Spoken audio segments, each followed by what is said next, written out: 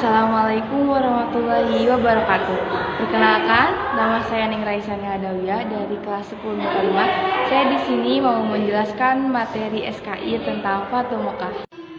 A. Sebab-sebab terjadinya Fatu Makkah.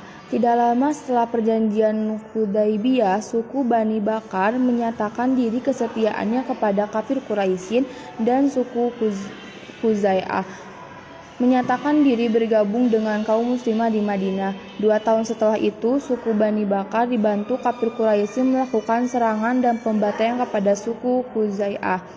Peristiwa ini jelas menodai perjanjian yang telah disepakati bersama. Untuk itu, sekitar 40 orang perwakilan suku Khuzai'ah mengadukan peristiwa tersebut kepada Rasulullah SAW dan meminta bantuan pasukan untuk menyerang Bani Bakar. Tetapi pemohonan ini tidak begitu saja disetujui oleh Rasulullah SAW dan meminta mereka menunggu saat yang tepat untuk menyelesaikan persoalan tersebut. Selang beberapa waktu, Rasulullah SAW mengirimkan utusan kepada kaum kafir Quraisy dengan membawa misi perdamaian dan mengajukan beberapa usulan sebagai berikut. 1. Orang Quraisy harus menghentikan persekutuan dengan Bani Bakar. 2. Orang Quraisy harus mengganti kerugian atas jatuhnya korban dari suku Khuzai'ah. 3. Orang Quraisy harus menyatakan pembatalan terhadap perjanjian Hudaibiyah. Dari ketiga usulan tersebut, kafir Quraisy memilih alternatif ketiga, yaitu menyetujui pembatalan perjanjian Hudaibiyah. Kenyataan ini membuat tidak ada pilihan lain bagi Rasulullah SAW selain mempersiapkan pasukannya untuk melawan kafir Quraisy. Untuk itu, Rasulullah SAW menyiapkan pasukan paling besar sepanjang sejarah, yaitu sebanyak 19.000 pasukan. B. Faktor-faktor keberhasilan Fatu Makkah. Sikap simpati yang dilakukan pasukan Rasulullah SAW dan pasukan kaum muslimin membuat penaklukan kota Madinah berjalan tanpa pertumpahan darah. Dalam proses Fatu Makkah, Rasulullah SAW melakukan suatu tindakan yang amat bijaksana, yaitu memerintahkan kepada para sahabatnya untuk tidak merusak dan mengotori kota Makkah dengan peperangan.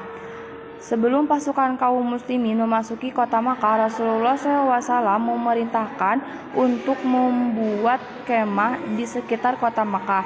Hal ini dimaksud untuk menyiapkan segala sesuatunya dengan matang. Dalam kesempatan ini, Abu Sufyan mendatangi perkemahan Rasulullah SAW dengan menyatakan diri masuk Islam. Demi menghindari pertumpahan darah, maka Rasulullah SAW mengumumkan 3 hal sebagai berikut. 1. Siapa yang memasuki rumah Abu Sufyan, maka dia akan memperoleh keamanan. 2. Siapa yang masuk ke lingkungan Ka'bah, maka dia akan memperoleh keamanan. 3. Siapa yang memasuki masjid, maka dia aman. 4. Dan siapa yang tinggal di rumahnya menutup pintunya, maka dia pun akan mendapatkan keamanan. Ketika itu di sekeliling Ka'bah ada sekitar 360 buah patung dan berhala. Rasulullah SAW menusuk patung-patung dan berhala itu dengan tongkat atau panah beliau sehingga berjatuhan menjadi berkeping-keping. Pada saat yang sama beliau membaca Al-Quran surat Al-Isra ayat 81. C. Haji Wada. Haji Wada adalah haji yang dilakukan oleh Rasulullah SAW pada tahun 10 Hijriah. Ia dinamai demikian karena ketika itu Rasulullah SAW berpamitan dengan umatnya dan menyatakan bahwa siapa tahu akan tidak dapat lagi bertemu kamu semua setelah tahun ini. Rasulullah SAW mendorong kaum muslimin untuk ikut berhaji dengan beliau. Rasulullah SAW bermaksud menunjukkan kepada semua kaum muslimin bagaimana berhaji yang sebenarnya, sesuai yang diajarkan Allah Subhanahu wa Ta'ala kepada Nabi Ibrahim alaihissalam dan yang disyariatkan pula kepada Rasulullah SAW dan umat Islam yang mampu melaksanakannya. Pada hari Sabtu tanggal 25 Zulqa'dah tahun 10 Hijriah, setelah sholat duhur 4 rakaat di Masjid Nabawi dan menyampaikan beberapa tuntunan berkaitan dengan ibadah haji, Rasulullah SAW beserta rombongan berangkat menuju Zik al-Huzaifah yang merupakan miqat penduduk Madinah. Pada hari ke-8